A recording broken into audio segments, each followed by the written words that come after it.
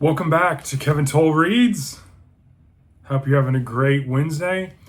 I have another book review for you, A Time to Scatter Stones. This is the last entry in the Matthew Scudder series.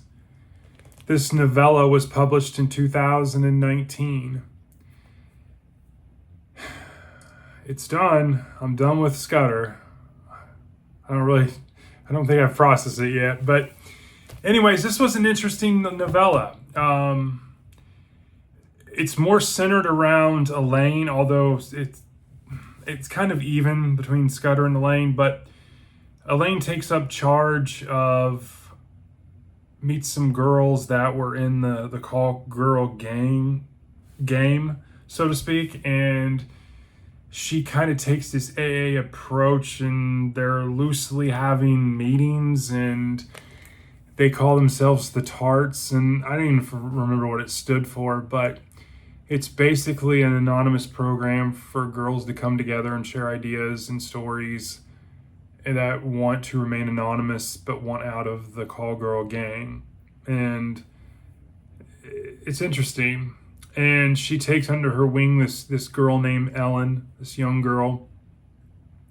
And Ellen actually seeks Elaine out because obviously Elaine's older than most of those girls. She was telling Matt that she feels like, her mom, that she was their mom or grandmother, based on their age, because they're in their golden years now.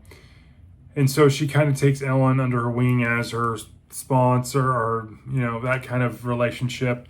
And she's letting her clients know that she's done. And she says almost all of them except one are very happy for her and very, supportive and all that. And there's one by the name of Paul, even though they all know that's not his real name, that feels like, that Ellen is his and he's not taking no for an answer, and he's happy that she's only going to see him exclusively, and he's becoming quite a stalker and starts calling her nonstop, and then ends up showing up abruptly at her place, unannounced. And so Elaine poses this to Matt if there's anything that it can be done, that kind of thing.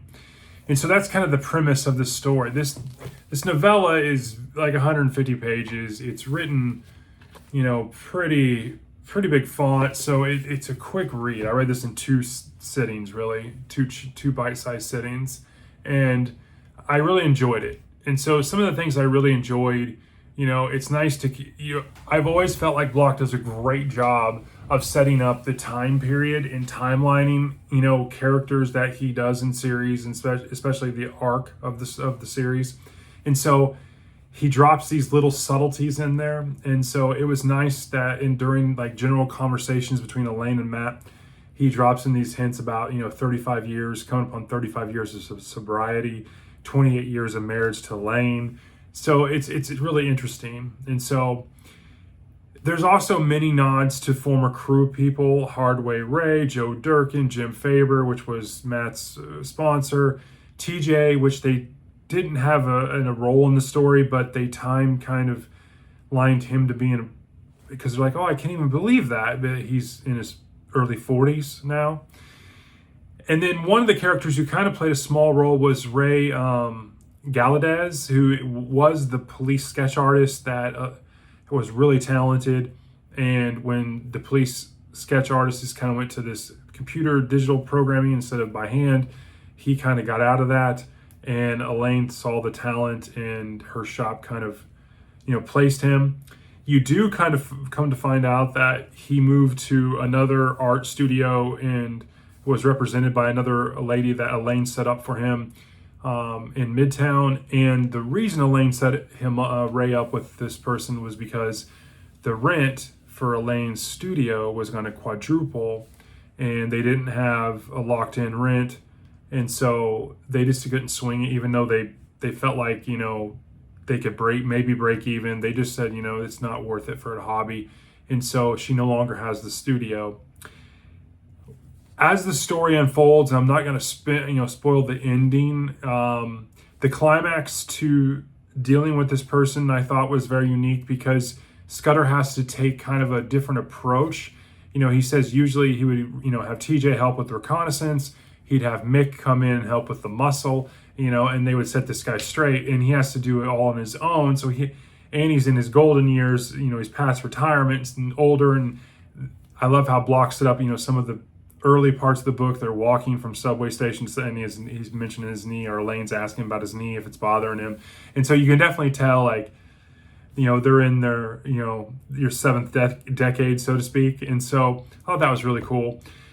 But I like the climax because Scudder has to figure out something different, non-traditional to what he's used to. I really enjoyed that.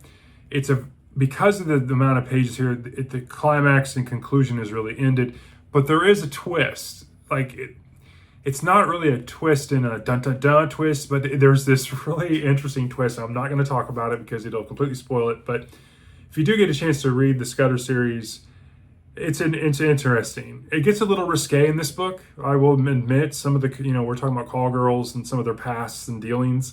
And so some of the subject matter can be pretty blunt, so to speak. And so you've been warned.